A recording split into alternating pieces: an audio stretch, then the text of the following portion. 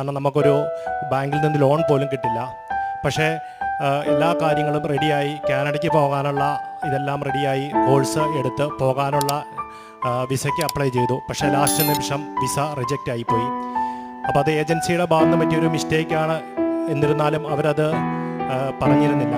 അവർ വീണ്ടും അപ്പീൽ കൊടുക്കാമെന്ന് പറഞ്ഞു കൊടുത്തു, വീണ്ടും തള്ളിപ്പോയി. അതിനുശേഷം 1.5 വർഷത്തിന് ശേഷം ഞാൻ വീണ്ടും വേറൊരു ഏജൻറ്റ് വഴി അപ്ലൈ ചെയ്തു. പക്ഷേ ആ ഏജൻറ്റ് എന്നെ പറ്റിച്ച് അന്ന് 6.5 ലക്ഷം രൂപയും കൊണ്ട് പോയി. പിന്നീട് ആ ഏജൻറ്റിനെ കുറിച്ച് ഒരു വിവരവും കിട്ടിയില്ല. എൻ്റെ കസിൻ ഉൾപ്പെടെയുള്ളവർ ഉൾപ്പെട്ടതായിരുന്നു, പക്ഷേ അവരെല്ലാവരും കൈമാറി. അതിനുശേഷം എൻ്റെ കല്യാണം നടന്നപ്പോഴും വൈഫ് പലപ്പോഴും IELTS കാര്യങ്ങളൊക്കെ എഴുതാൻ ശ്രമിച്ചെങ്കിലും പലപ്പോഴും മുടങ്ങിപ്പോകുന്ന അവസ്ഥയിലായി. അങ്ങനെ ഞങ്ങൾ നിലവിൽ ഞാൻ മാത്രം ഒരു ജോലിയിൽ തുടർന്നു. ഞങ്ങൾക്ക് കുട്ടികളുണ്ടായി. മുന്നോട്ട് ട്രൈ ചെയ്യാൻ പറ്റാത്തൊരു സാഹചര്യം വന്നു.